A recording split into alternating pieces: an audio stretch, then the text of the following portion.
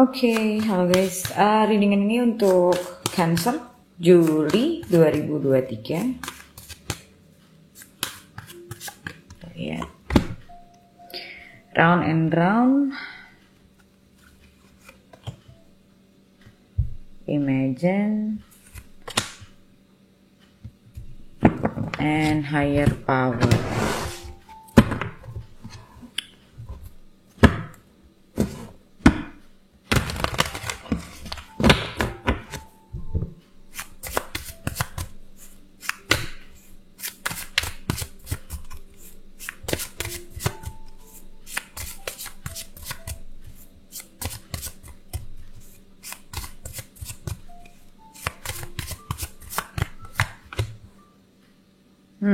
Ada Justice, the Tower,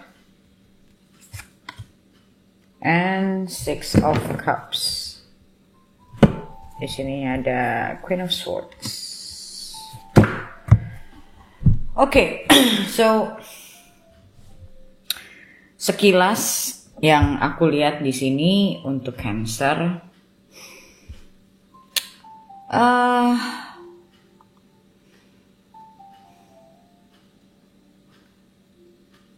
Cancer, Saturn itu berarti 8th house dari kamu, apalagi kalau kamu Cancer ascendant.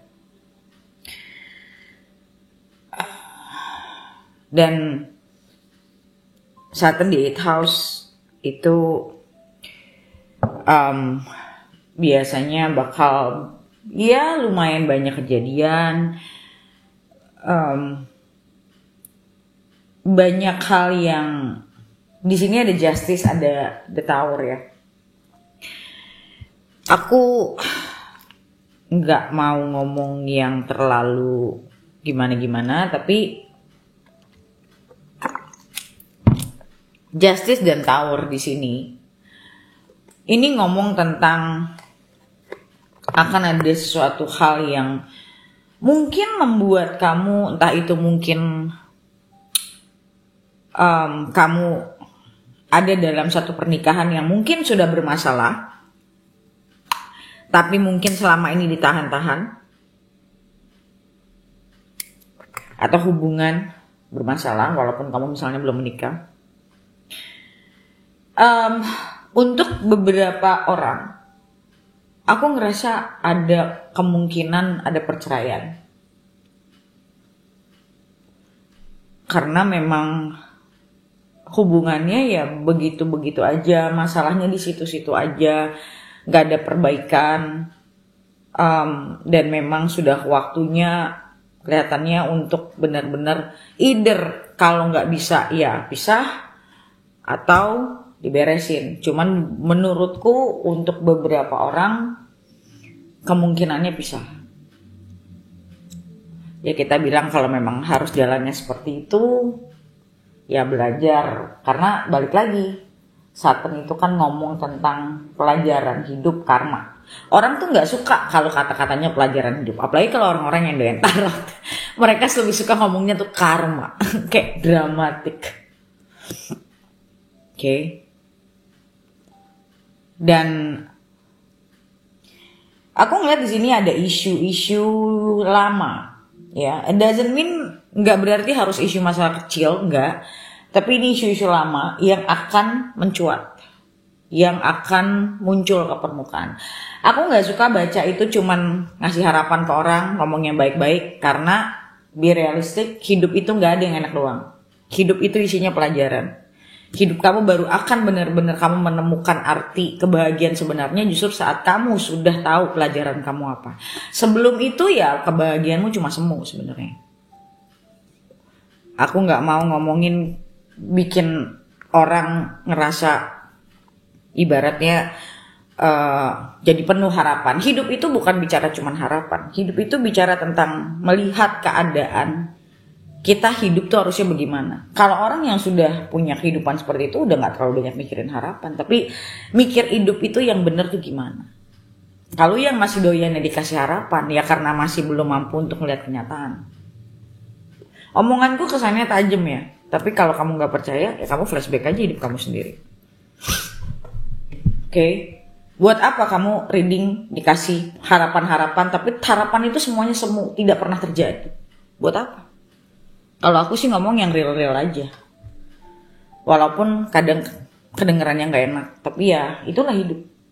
Ada orang hidupnya enak terus? Nggak ada. Kita lagi enak-enak aja hidup kita bisa dibanting. Sebenarnya dibanting itu karena untuk kita sadar bahwa ada yang kita lupa. Cuman kan kebanyakan orang nggak suka denger kayak gitu-gituan. Kalau aku sih fine-fine aja. Karena aku menjalani hidup dengan realistis. Kalau orang yang masih doyannya harapan, masih doyannya dikasih-kasih harapan, berhalu-halu ria, ya nggak akan suka. Dan aku lihat di sini, ini nggak cuma ngomongin soal pernikahan atau hubungan sebenarnya. Ini bisa ke segala aspek. Karena aku ngeliat di sini ini general banget. Bisa jadi kamu investasi dan investasimu tidak membuahkan hasil, berarti kamu harus banyak belajar lagi di situ, gali ilmu lagi, belajar dari nol lagi. Intinya kalau kita ngomong Saturn di 8th house, itu udah full of lessons. Dan mostly, honestly, kalau kamu ngerti astrologi, 8th house itu seperti apa? 8th house itu kalau orang bilang ya penuh cobaan lah. Aku sih nggak senang sebenarnya ngomongnya cobaan nih. Aku lebih suka bahasanya tuh pelajaran. Karena hidup ini ya dari kita lahir sampai kita mati ya belajar sini.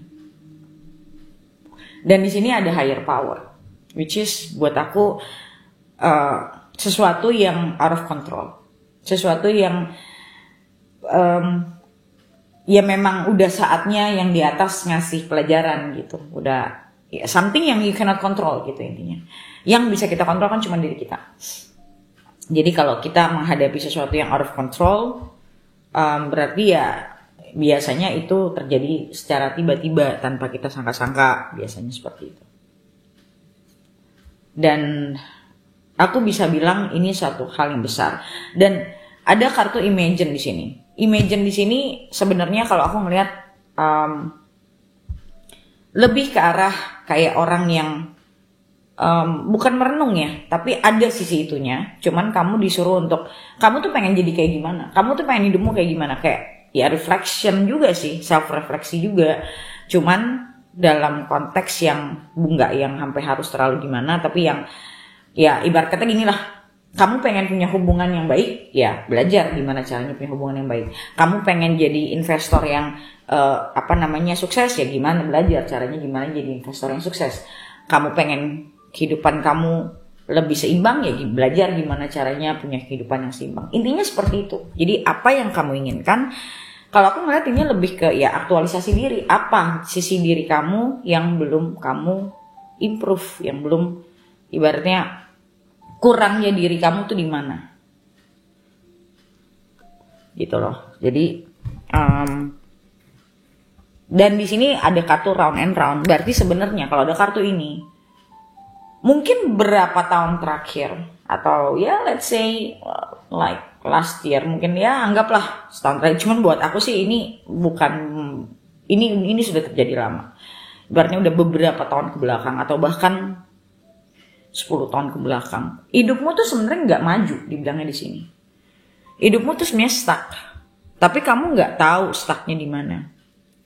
Itu nggak bisa dibaca. Itu kamu harus coaching. Kenapa? Karena itu bukan sesuatu yang bisa dibaca. Itu harus langsung digali ke orangnya. Harus diajarin. Kamu harus ngapain? Apa yang salah dari pandangan kamu misalnya, persepsi kamu salah, itu kan harus dibenerin, bukannya dibaca. Gitu loh. Jadi ya kalau buat aku sih, aku ngajarin orang buat berpikir cerdas. Apa yang bisa dibaca, apa yang nggak bisa dibaca. Aku hidup nggak usah baca kartu juga bisa. Semua orang banyak yang hidup nggak ngerti kartu juga bisa hidup gitu. Karena kartu itu cuman ngasih tahu apa yang mungkin kita nggak nge. Tapi itu pun juga nggak bisa. Kartu nggak bisa merubah hidup manusia gitu. Jadi tetap harus kitanya yang tahu. Ibarat kata gini deh, kamu mau pintar, bukan tanya kartu kamu bisa pintar apa enggak. Kamu mau pintar ya belajar. Sesederhana itu. Jadi ya ya jangan on gitu. Cara pikirnya jangan dibolak-balik. Kalau mau pintar belajar, kamu lapar makan. Bukan, aduh liatin dong, gue bakal makan enak nggak? Iya mau makan enak, punya duitnya nggak? Kalau nggak punya duit, cari duit, selesai gitu loh. Logis aja, realistis aja gitu loh. Ada hal yang bisa dibaca kartu, ada yang enggak. Gue jodoh nggak sama dia? Ya nggak ada yang pernah tahu. Menurutku, hampir kecil kemungkinannya orang bisa ngelihat manusia itu berjodoh atau tidak. Kecil sekali kemungkinannya, mungkin di bawah 10% sebenar-benarnya. Ini aku ngomong aja terus terang, karena nggak ada seorang pun yang tahu siapa jodohnya dia. Jadi kenapa kamu perhatiin aku nggak pernah mau baca tentang jodoh? Karena it's stupid menurutku. Itu kebodohan. Mempertanyakan ini jodoh gue apa bukan lewat kartu itu suatu kebodohan, karena nggak akan pernah ada manusia yang tahu. Tanya aja sama yang baca, dia tahu nggak jodoh dia siapa?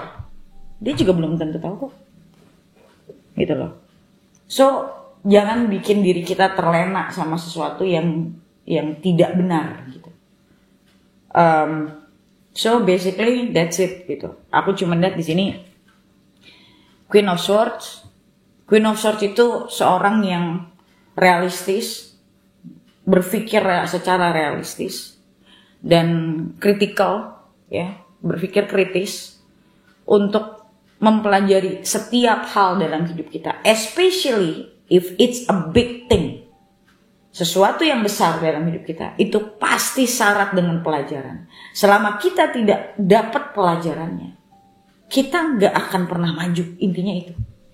Jadi yang perlu kamu tahu pelajarannya itu apa. Oh kasih tahu gue dong. Ya nggak ada yang tahu kecuali kamu ngomong langsung sama aku.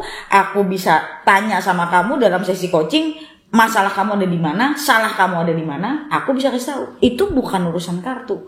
Jadi makanya tadi aku bilang, aku ngajarin orang buat jadi pintar ya. Aku ngajarin orang buat jadi cerdas.